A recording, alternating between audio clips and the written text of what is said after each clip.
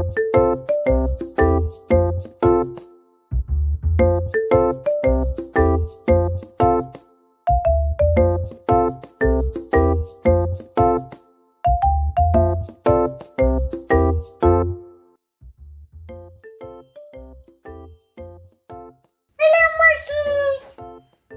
naam is Kitty Koos.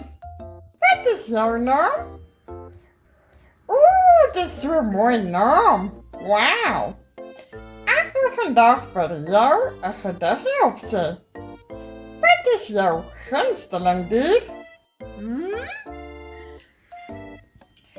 Een van mijn gunsteling dieren is een olifant. In mijn gedichtje gaat over de olifant. Wil jullie dit graag horen? Ik is recht. Oké, hier gaan we. Dat is een olifant en zijn neus is lang.